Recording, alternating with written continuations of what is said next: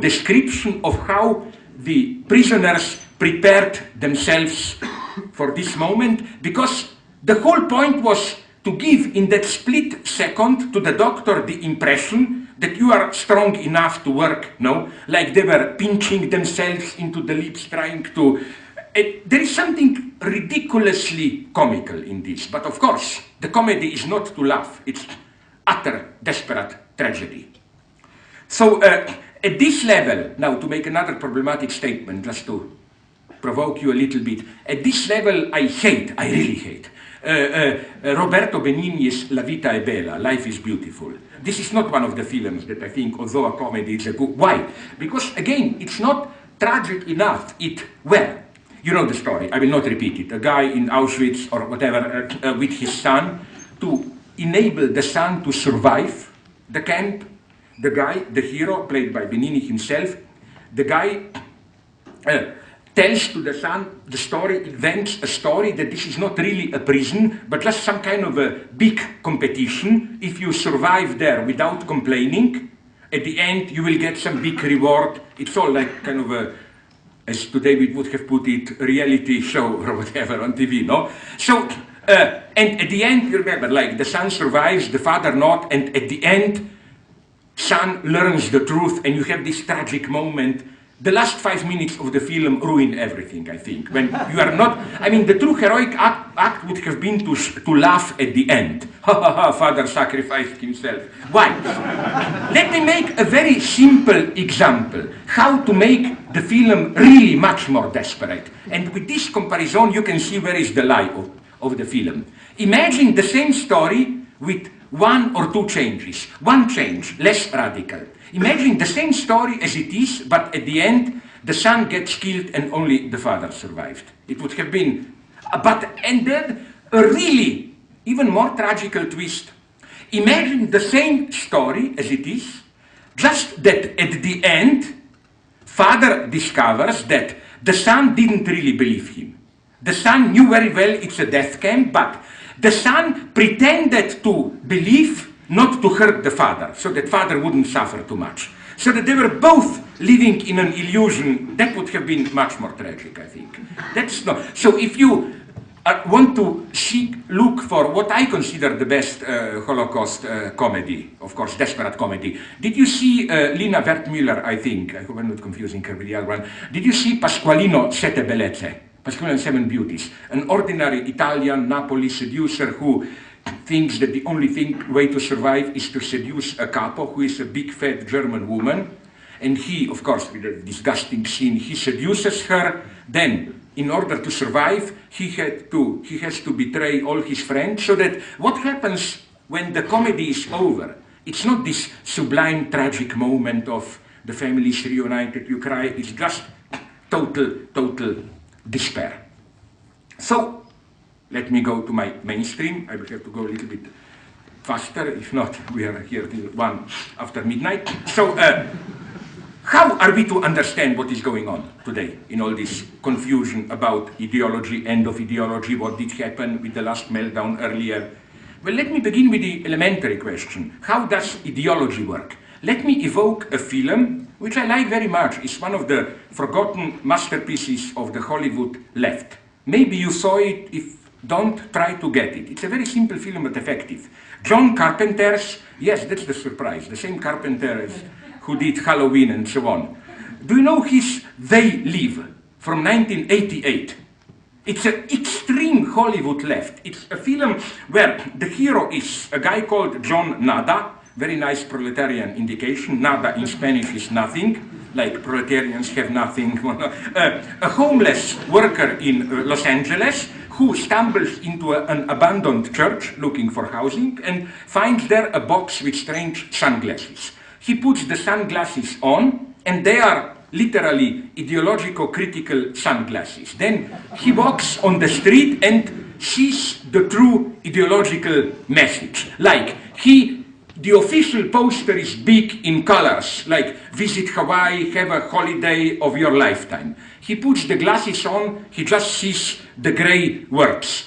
Don't think, enjoy, obey, consume, you know, or like you see the ideological truth, as it were. No, and then you have, like, or for example, you have a billboard for buy roses for your wife. Then you put this on, marry and reproduce. Or in $1 bill, you see just big words, this is your God. There are no others God than the dollar and so on.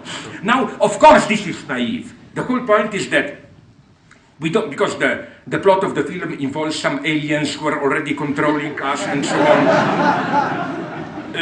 The catch is that we don't need aliens, no? That it's already in the form of ideology that this, how they call it, secret, true injunction is materialized. Because this is why these glasses are literally critico-ideological glasses. They enable us to see dictatorship in what appears in its form as ideology, which is why there are many nice details in this film. For example, there is a wonderfully painful, almost quarter-of-an-hour scene where the guy, the hero, tries to convince his best friend to put the glasses on, and the friend resists. The guy has to beat him. It's a very weird fight of two good friends, brutal fight, and the message is important. The message is that, like, how should I put it, we need violent, liberation hurts. It's also very nicely done. Not many reviewers notice this, how the film subverts, in a very correct way, I claim, the film subverts the usual notion of ideology, which is, ideology are the glasses we are wearing, no? So, to see the truth, you have to put off the glasses and just look reality with your eyes the way it is. No, this film inverts it. No, with your stupid natural eyes you see it false. There is the ideology. To see the truth, you need glasses. And it hurts. You have to be, as it were, beaten into freedom. I like all these totalitarian paradoxes and so on. Why? Now I will repeat, maybe some of you know it, but it works here wonderfully. A wonderful story about a philosophical debate in the United States, a year or two before the last Iraq war. There was an important philosophical debate about the relationship between what we know, what we don't know, and what we know that we know. Okay, I will stop with my joke and tell you the point. The philosopher in question is Donald Rumsfeld. No, you probably know the story.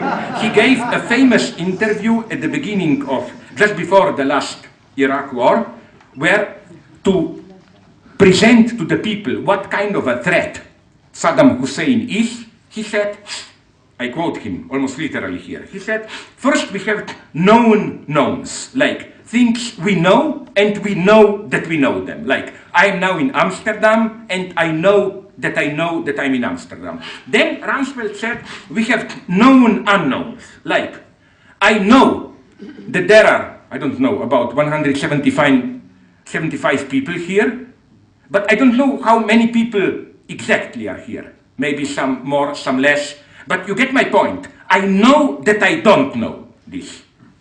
Then Rumsfeld went on, we also have unknown unknowns, like things that we don't know, but we even don't know that we don't know them.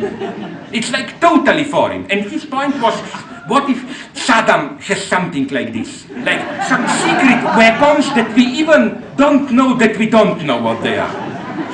That was his main reason to attack. But now let's be a little bit more refined.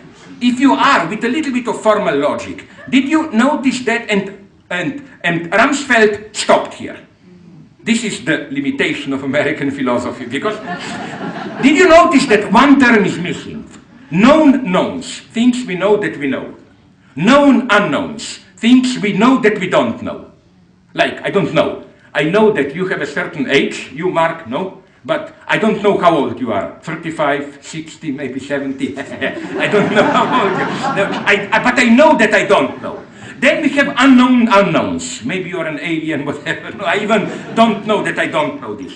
What is missing? Known knowns, known unknowns, unknown unknowns, the most interesting category. Unknown knowns. Not things that we that we don't know, but we know we don't know, but things that we know and we don't know that we know them. This is why America had all the problems in Iraq. This is what we call ideology.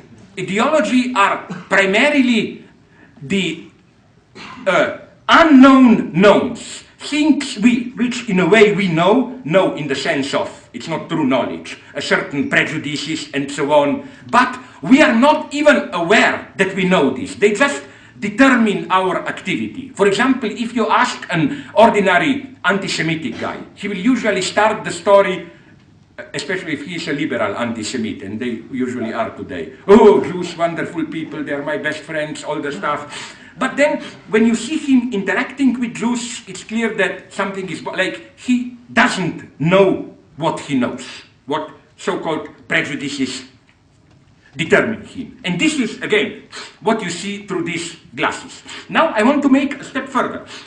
The most interesting thing with this idea that you put on the glasses and you see the real message is that, and here is another nice moment in this film, John Carpenter's They Live. It renders the modern functioning